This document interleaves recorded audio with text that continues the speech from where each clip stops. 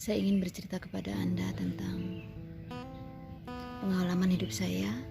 Semoga teman-teman senang ya, dan ada hikmahnya buat Anda semua.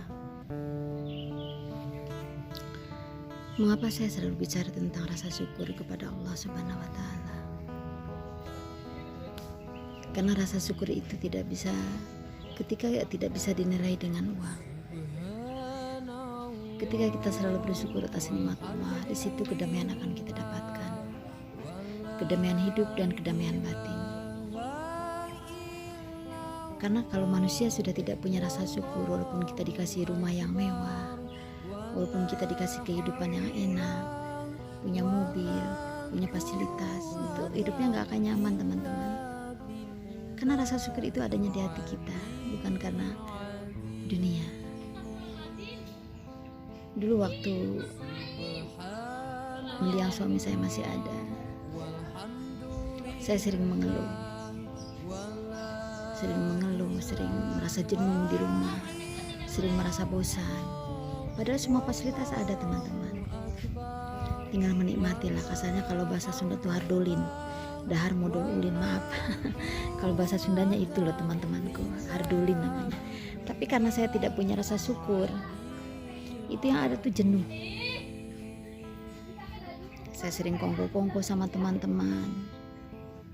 Kadang saya pergi ke puncak, kadang kemana lah yang membuat saya tenang dan nyaman. Saya tidak pernah berpikir bahwa anak-anak mungkin membutuhkan saya, kasih sayang saya. Saya hanya berpikir bahwa anak-anak sudah saya cukupin dengan semua fasilitas, dengan semua yang dia mau sudah saya penuhi. Tapi sekarang saya baru sadar, teman-temanku, saya merasa bersalah ya. Ternyata kemewahan hidup itu menyesatkan kalau kita tidak punya iman. Sangat menyesatkan.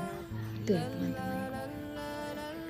Ketika suami meninggal dan hidup saya terjatuh ke titik nol, karena kebetulan waktu itu saya harus menuntut perusahaan karena perusahaan tidak memberikan haknya kepada saya, jadi saya harus pakai pengacara dan harus membayar pengacara.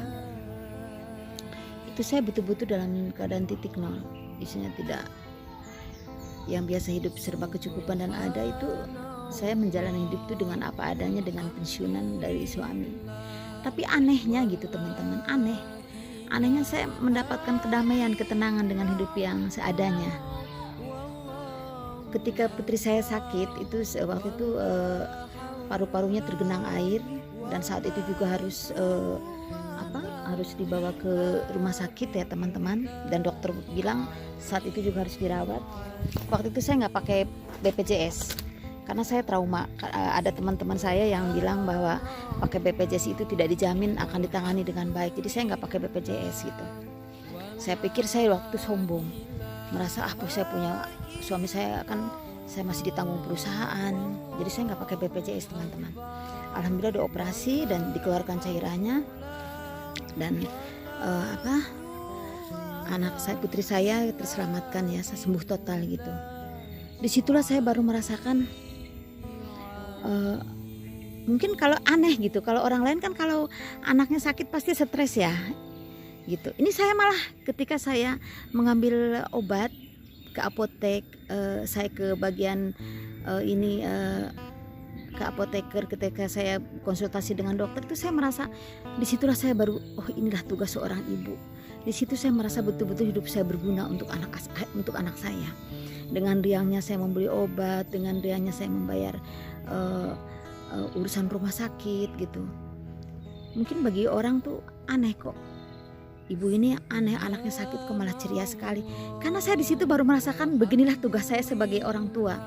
Selama puluhan tahun saya berumah tangga dengan suami, saya tidak merasakan tanggung jawab saya sebagai istri, sebagai ibu, karena semua fasilitas sudah disiapin gitu, teman-teman. Di situ saya menjadi bodoh.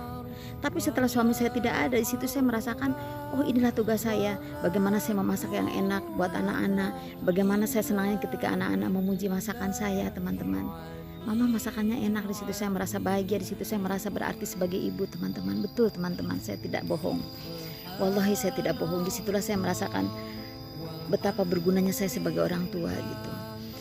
Padahal hidup saya tidak seperti dulu dengan semua fasilitas yang ada.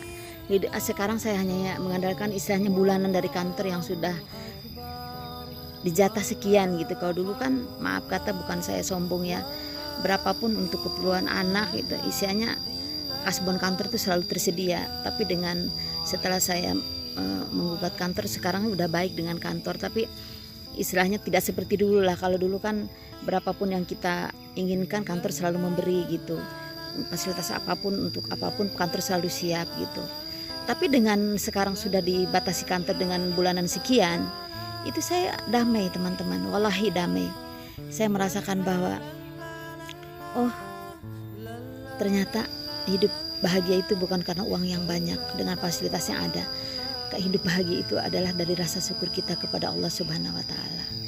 Itu loh teman-teman. Jadi saya di situ baru sadar betapa sayangnya Allah sama saya. Kalau saya tidak diberikan ujian ini, istilahnya diberi ujian dengan hidup yang dengan kesederhanaan saya ini, mungkin saya sombong, saya takabur teman-teman. Betul, saya bukannya itu ya teman-temanku.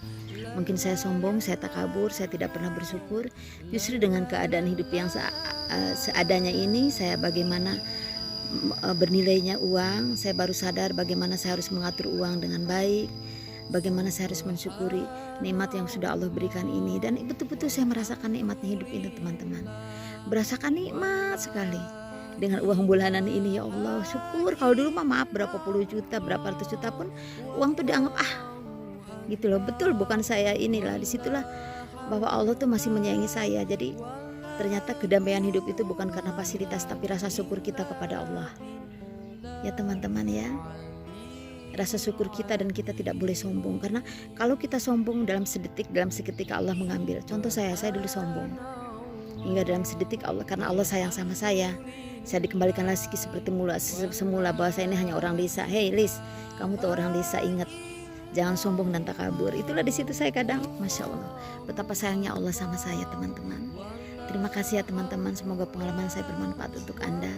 Assalamualaikum warahmatullahi wabarakatuh.